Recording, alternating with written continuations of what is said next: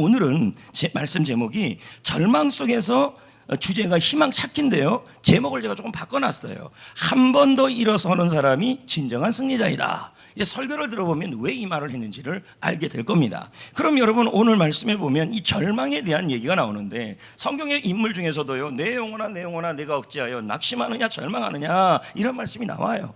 사람들은 늘 절망하는데 대부분의 이 절망의 이유가 이 네 가지 중에서 하나입니다. 생계 문제, 일의 좌절, 사랑 관계, 영적 문제, 이 모든 거에 대해서 우리는 뭘 하고 있냐면 소망을 가져요.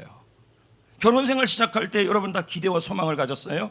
학교를 갈 때, 취직을 할 때, 그리고 여러분 성중학교 가서 사역을 시작할 때, 신앙생활을 할 때, 셀 사역을 시작할 때, 나의 건강에 대해서, 일상에 대해서 다 우리는 기대를 가지고 살아요. 그 기대가 무너지는 이유를 봤더니 대부분 생계 문제, 일이 뜻대로 되지 않거나 사랑관계 문제. 여러분 사르트르가 그런 말을 하지 않습니까? 그의 연극을 썼는데 그 연극에서요, 사람이나 타인이 다 지옥이래요. 이 말은 사람 관계에서, 아들로는 또 이런 말을 해요. 사람 관계에서 모두 인생의 문제들이 생긴다는 거예요. 지옥 같은 일들이 생긴다는 거예요. 그러니 사람 관계도 누구랑, 예를 들면 제가 윤경원 장로님이랑 홍정일 장로님이랑 만남을 시작했어요. 그때 우리 소망을 가지고 기대를 가져요. 근데 가다 보면 그 소망이 끊어지고 무너지면 우리는 뭐예요? 사람 관계가 뭐가 돼버리는 거예요? 짐이 돼버리는 거예요. 그리고 만나면 또 지옥이 되는 거죠. 이 인간관계가 이럴 수가 있다는 거예요. 그 다음은 또 영적인 문제도 마찬가지입니다. 우리가 기도를 해요. 기도하면서 이런 마음을 먹어요. 이번에는 기도가 응답될 것이다, 기대. 그리고 하나님의 도우심이 있을 거다, 기대. 근데 그 기대가 없어져요. 사라져요. 끊어져요. 무거워져요. 그럼 뭐가 됩니까? 영적인 삶에 대해서도 뭘 느끼기 시작하냐면 짐이 돼버리는 거죠. 그래서 기도 시간이 힘들어지고 어려워지는 겁니다. 그 결과 세 가지가 나타나는데, 정신적, 영적인 고통, 관계의 어려움, 미래에 대한 두려움. 이게 지나치면 뭐가 되냐면 지나치면 뭐예요? 극단적 선택까지 하는 거죠. 그래서 이탈리아의 유명한 시인 다한테는 말하기를 지옥은 다른 데 있는 게 아니라는 거죠. 절망이 있고 고통이 있으면 그것이 지옥이라는 거예요. 그렇다면 여기까지 한번 정리를 해봅시다. 오늘 이 자리에 여러분, 회사 생활을 시작하면서 기대 없이 시작한 사람이 어디 있겠습니까? 그리고 교회 생활을 시작하면서, 가정 생활을 시작하면서 자녀에 대하여, 그리고 사업에 대하여, 그리고 셀과 일상과 건강에 대하여 우리는 모두 기대를 갖고 살았어요. 지금도 살았고 살아왔어요. 근데 어느 순간 자녀를 바라볼 때 점점 그 희망이 멀어져 가요. 기대가 멀어져 가요. 기대가 무너져 가요. 기대가 끊어져 가요. 이때 우리는 뭐냐면 자녀와의 관계와 자녀를 바라볼 때 뭘 느끼냐면 무거운 짐을 느껴요. 그리고 자녀와 함께 생활하는 이 삶 자체가 마치 꼭 지옥 같은 삶을 살아가는 것 같아요. 직장 생활은 어떻습니까? 직장 생활을 하면서 기대감을 가지고 시작을 했어요. 직장 생활에 와서 열심히 기대를 했는데 어느 순간 그 기대가 점점 뭐예요? 사라져 가요. 무너져 가요. 끊어져 가요. 그러면서 일만에 갖고 있는 그 기대도 사라지면 이제는 뭐예요? 직장은 다니지만 직장에 가는 것이 지옥 같은 삶으로 무거운 짐을 하나 어깨에 짊어지고 가는 것과 똑같아요. 그러니까 직장 생활이 너무 즐겁지가 않아요. 해야 돼요. 왜요? 애 키워야 되니까 직장 가야 되고, 어떻든 은행 빚을 갚아야 되니까 직장 생활을 하긴 해야 돼요. 그런데 뭐예요? 기대감이나 소망 없이 가니까 직장 생활에 가 있지만 직장의 삶 자체가 뭐가 되냐면 지옥같이 돼버리고, 거기가 마치 나에게 무거운 짐이 몇 개 위에 딱 올려 앉아서 앞에서 컴퓨터 작업을 하고 앞에서 사람들과 식사를 하지만 뭐예요? 모든 것이 점점 내가 기대했던 거하고 점점 사라졌는데, 내가 잘 선택한 게 맞나? 이 사업장 선택한 게 잘 맞나? 하면서 자꾸만 뭐 하냐면 절망 속에 살아갈 수밖에 없게 된다는 얘기예요. 여러분, 그러나 여러분, 하나님은 지금이라도 여러분의 가정이든 학교이든 사역이든 회사든 건강이든 일상이든 사업이든 셀이든 그 장소가 지옥이 아니고, 할렐루야, 소망이 넘치는 천국이 되기를 원하십니다. 그것을 오늘 이 말씀의 해결책을 제시하고 있어요. 13절을 읽어봅시다. 자, 절망이라는 건 더 이상 자녀에 대한 기대가 사라진 거예요. 회사에 대한 기대가 점점 사라지지는 않았지만 무너져 가기도 해요. 또 가정에 대해서도 건강에 대해서도 무너지는 정도가 아니라 이제는 점점 기대가 멀어지려고 하는 거예요. 이게 다 절망이에요. 이게 시작되면 이미 무거운 짐을 내 어깨에 메고 있는 거예요. 근데 하나님이 이러기를 원치 아니하신다는 얘기예요. 아멘. 절망의 짐을 벗어버리고 있는 것이 소망이 넘치기를 원하시는 거예요. 그 내용이 오늘 13절의 내용이에요. 읽어봅시다. 시작. 소망의 하나님이 모든 기쁨과 평강을 믿음 안에서 너희에게 충만하게 하사. 이렇게 나왔어요. 여러분, 너무 귀한 말씀이고 감사한 말씀인데요, 이걸 소망의 관점에서 본다면 해석이 조금 약해요. 그래서 쉬운 성경 번역본이 굉장히 많이 나와 있어요. 뭐 한글 번역본, 한자 번역본, 영어 번역본, 근데 그 번역본 중에서 쉬운 성경의 번역이 가장 여기 문맥과 맞아요. 읽어볼까요? 시작. 하나님은 소망을 주시는 분이시다. 여러분들이 하나님을 신뢰할 때 소망의 하나님이 소망으로 여러분을 채우시다. 아멘. 훨씬 쉽잖아요. 하나님은 여러분에게 여러분에게 사업을 하든 건강을 잇든 직장 생활을 하든 학교 생활을 하든 교회 생활을 하든 셀 생활을 하든 여러분에게 지금 절망이 들어와서 기대가 사라져가고 무너져가고 떠나져가는 상황에서도 우리 하나님은 여러분에게 소망을 주시는 분이시다. 언제 그 소망을 주신다는 거예요? 쉬운 성경 보니까 하나님을 신뢰할 때 하나님은 여러분의 마음에 소망으로 채우신다, 이 뜻이에요. 근데 문제는 이게 너무 어려워요, 말이. 여러분, 제가 한번 질문해 봅시다. 저도 말씀을 준비할 때 이게 뭔 말이야 이랬어요. 하나님을 신뢰하면 하나님이 소망을 주신대요. 어떻게 신뢰해요 그러면요?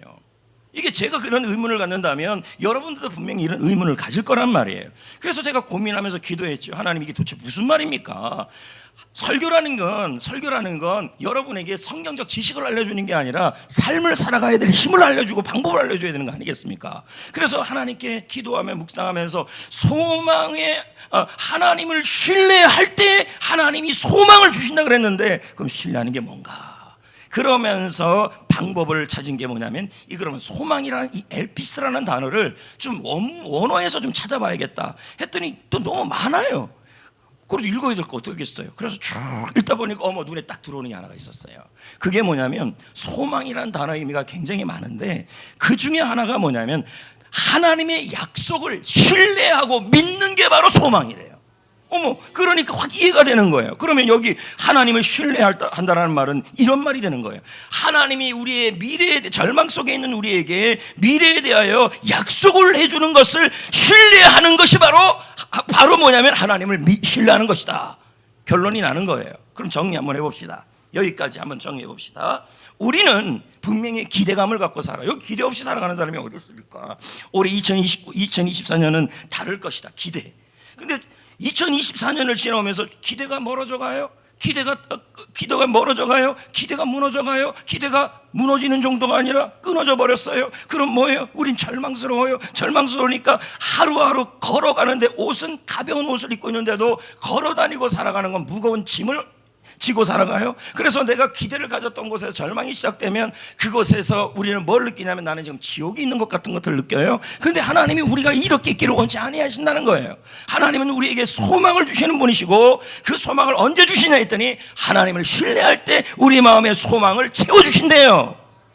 그러면 소망을 채워주시는데 하나님을 신뢰하는 게 뭐냐 했더니 하나님의 약속을 믿으라는 거예요. 그러면 또 질문이 생기는 거죠. 성경 66권이 다 하나님의 약속인데 무엇을 잡아야 되는가? 그렇다면 이 성경 구절 중에서 절망 속에 있는 사람들에게 미래와 기대를 갖게 하시는 말씀을 찾으면 된다는 거예요. 그게 예레미야 29장 11절이에요. 자, 왜냐하면 이 상황이 딱 그런 상황이에요. 지금 현재가 절망이지만 너희들의 미래는, 너의 나라에 대한 기대, 인생에 대한 기대 전부 사라져서 지금 절망이냐? 걱정하지 마라. 그래도 너희들의 미래에 대해서 내가 이런 약속을 갖고 있다. 이 얘기를 하고 있는 거예요. 읽어봅시다. 시작. 여호와의 말씀이니라. 너희를 향한 나의 생각을 내가 아나니 평안이요 재앙이 아니니라. 너희에게 미래와 희망을 주는 것이니라. 여러분, 말씀이 굉장히 좋은 말씀이에요. 근데 문제는 뭔 말인지 모르겠다는 게 문제예요. 말씀을 읽었어요. 말씀 너무 좋다. 아마 이런 뜻일 것. 여러분 다 짐작으로 이해를 해요. 미래가 희망이 있는가 보다, 이렇게 이해를 한다는. 그러면 이 말씀의 정확한 의도를 파악할 수가 없는 거죠. 그래서 설교자인 저희 입장에서는 이 말씀의 의미를 좀 더 파악을 해야겠다. 그래서 번역본들 다 찾아보고 이것저것 다 찾아봤는데 도저히 이 말씀을 정확하게 해석한 구절을 이야기가 제 입장에서는 너무 어렵겠더라고요. 성도들 입장에서. 그런데 한 권을 찾아냈어요. 그게 바로 유진 피터슨이 쓴 메시지 성경이에요. 메시지 성경을 보니까요, 확실하게 이해가 되겠어요. 첫째는 이 메시지 성경은 영어로 되어 있고 한국 번역본으로 나와 있어요. 근데 여러분, 한글 번역본을 참고하되 꼭 필요한 단어는 영어로 봐야 돼요. 왜냐하면 이해가 더 잘 되는 단어들이 나와요. 너무 해석을 잘 해놨어요. 이 유진 피터슨이요. 한번 읽어볼까요? 시작. 나는 내가 무엇을 해야 하는지를 잘 알고 있다. 우리를 향해서, 절망 속에 빠져있는 우리를 향해서 가정에 대한 절망, 건강에 대한 절망, 인생에 대한 절망, 그리고 회사나 사업이나 미래에 대한 그 절망에 빠져있는 우리에게 뭘 해야 좋을지를 주님은 알고 있다는 얘기예요. 그 다음 단어는 보세요. 나는 너를 포기하지 않고. 어벤던이에요. 이 포기하지 않다는 말은 절대로 버리지 않겠다는 뜻이에요.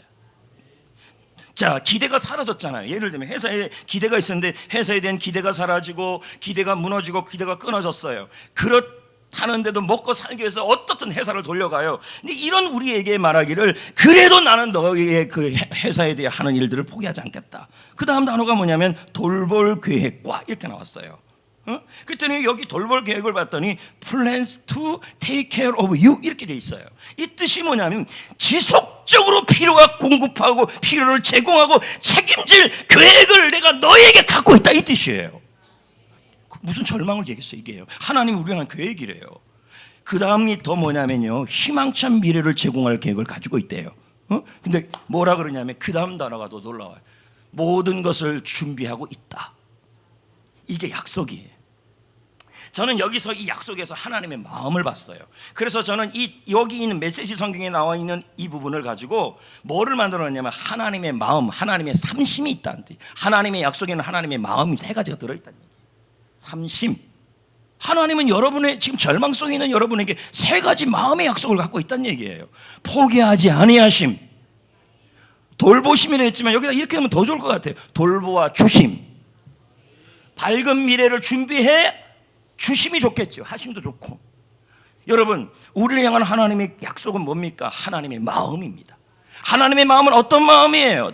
여러분이 육신이든 가정이든 직장이든 자녀든 여러분 또 회사든 셀이든 어떤 기대를 가졌어요. 근데 그 기대가 멀어져 가요. 기대가 끊어져 가요. 기대가 무너져 가요. 그러니까 인생을 살아가는 게 무거워요. 그리고 그곳에 있는 것이 지옥 같아요. 근데 하나님은 우리가 그렇게 사는 걸 원치 않아요. 그러니까 우리에게 뭐예요? 소망을 주시겠대요. 근데 소망을 언제 주시겠다 했더니 하나님을 신뢰할 때 주시겠대요. 하나님을 신뢰하는 게 뭐냐 했더니 하나님의 약속을 신뢰하래요. 근데 그 약속이 뭐냐 했더니 하나님의 마음 세 가지가 예레미야에 있더라는 거예요. 그 마음 세 가지가 뭐냐 했더니 결코 포기하지 아니하심, 그리고 돌보아 주심, 밝은 미래를 준비하여 주심, 그것도 철저히 플랜 아웃이에요.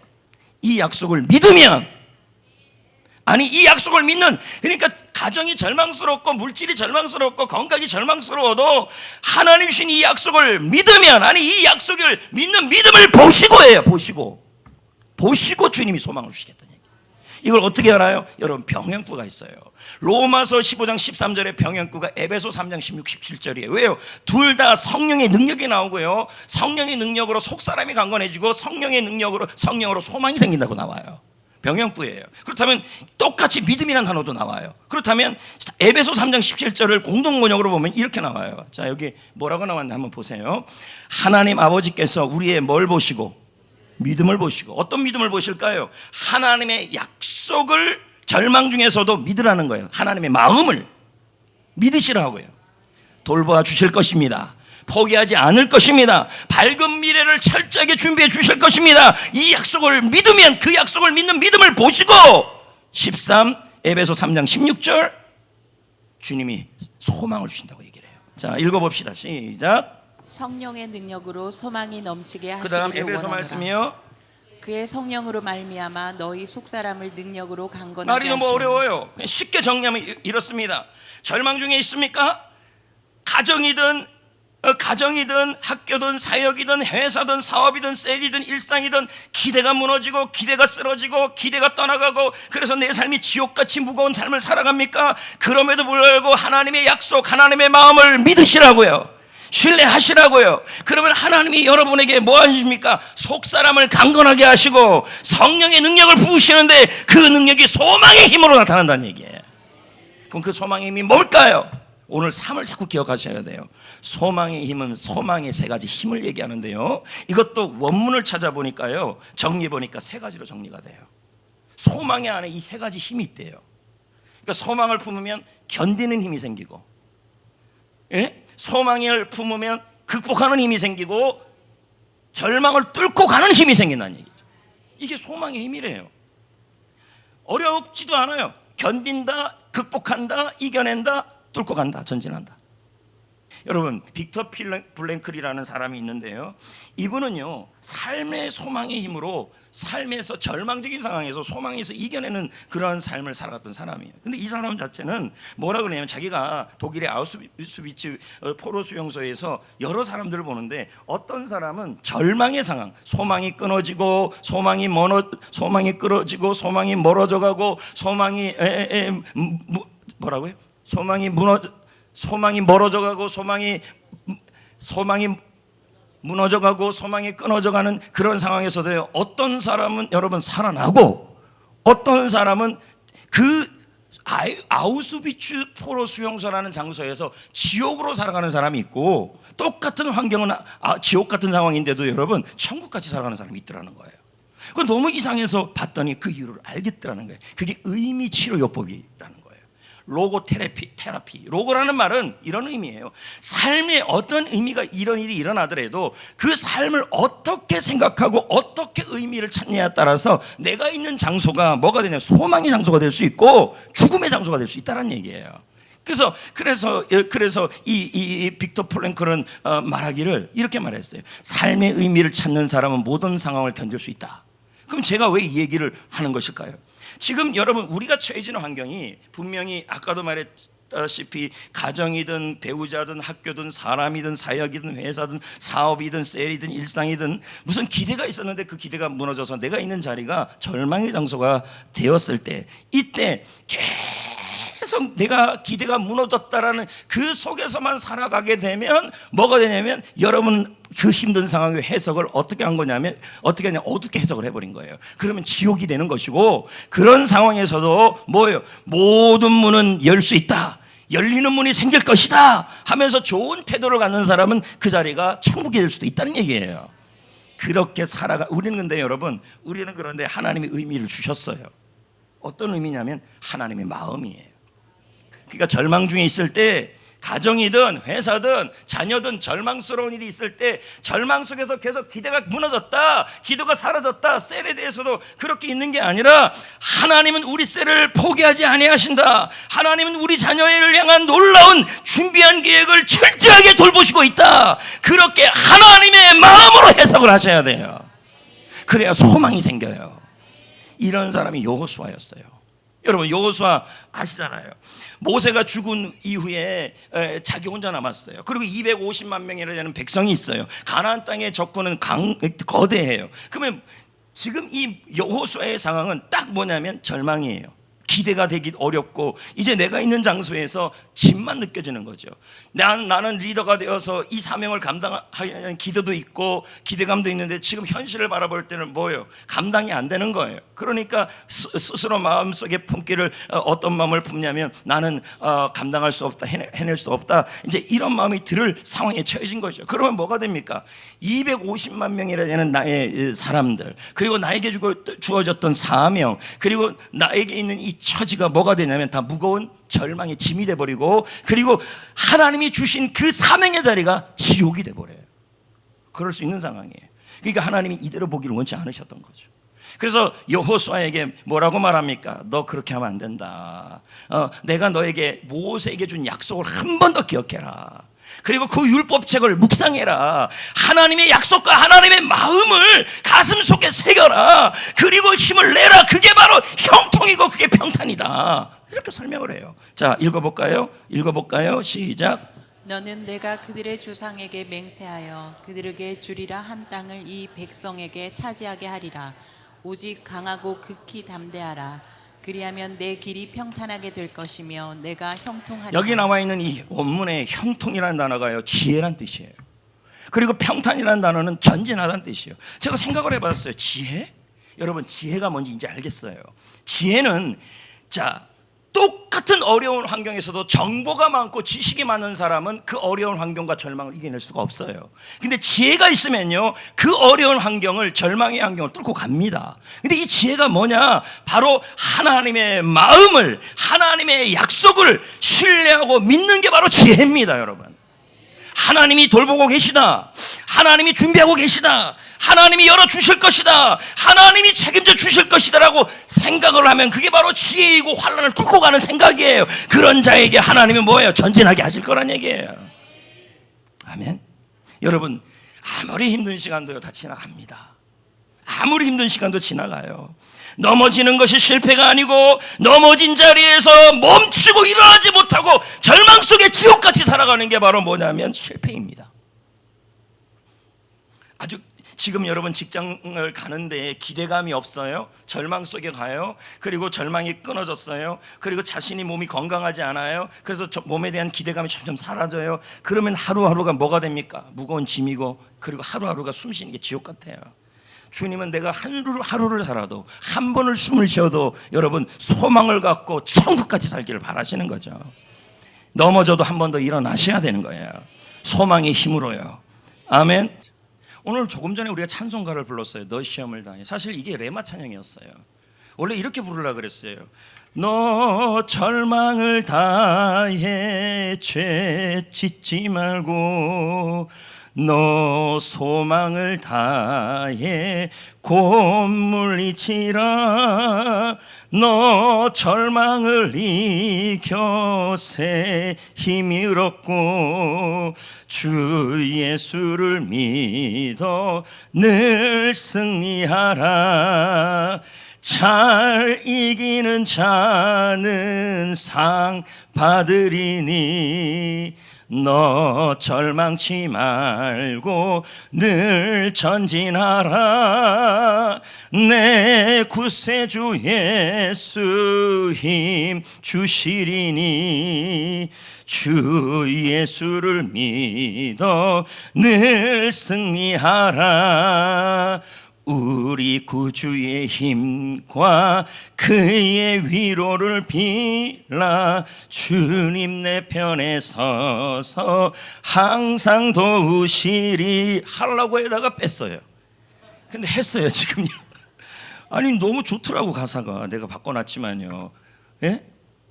여러분 잘 보셨을 거예요. 소망을, 근데 여러분 소망을 가졌다고 해서 하나님의 마음을 제가 믿습니다, 그러면 분명히 하나님이 우리에게 소망의 힘을 주셔요. 근데 소망의 힘을 내가 품었다고 해서 가만히 있으면 안 돼요. 그 소망의 힘으로 용기를 내서 한 번 더 일어나야 돼요. 그래야 역사가 일어나요. 이걸 보여준 사람이 마태복음 15장의 가나안 여인이에요. 여러분 생각해 봅시다. 그녀가 딸이 너무 아팠어요. 그런데 자녀의 병이 고치지지 않아요. 자녀 문제가 해결되지 않아요. 그러면 그 병을 고치려고 얼마나 기대를 했고 얼마나 기대감을 가졌겠습니까? 그런데 기대가 멀어지죠. 기대가 끊어지죠. 기대가 무너지죠. 그렇다면 이 여인에게 자녀를 키우는 삶은 뭐냐면 지옥이에요. 기대가 무너졌고 절망인데, 근데 예수님 앞에 나아갔어요. 그랬더니 모든 게 다 가로막아요. 또 절망이에요. 누가 가로막을 때 제자들이 쫓아내버리려 그래요. 심지어 예수님도 처음에는 냉담하셨어요. 자, 이런 상황이면 뭐예요? 기도하는데도 자녀가 변화되지 않은 상황이 온다 그런다면 뭐예요? 이 상황이 온다 그런다면 기대감이 산산이 깨지는 거 아닙니까? 그렇다면 예수님 앞에 나오는 기도도 이 여인에게는 뭐가 되냐면 절망이요, 지옥이 되는 거예요. 근데 이 여인에게 중요한 건 예수님에 대한 믿음이에요. 그리고 예수님이 냉담하고 싶어 냉담하는 게 아니에요. 이 여인의 믿음이 어느 정도인지를 사람들에게 보여주기 위해서 했어요. 소망의 증거로 살아가는 얘기예요. 이 여인은 뭐예요? 거절당할 때마다 한 번 더 기도하시고, 한 번 더 나아가시고, 무시당할 때 한 번 더, 거절당할 때 한 번 더, 계속 한 번 더, 한 번 더, 한 번 더 소망 견디는 힘, 극복하는 힘, 전진하는 힘, 하나님을 믿고 나갔어요. 그랬더니 주님이 뭐라 그래요? 여자여, 내 믿음이 크도다. 너의 소원대로, 너의 소망대로 되리라. 한 번 더의 힘이에요, 이게요. 아멘.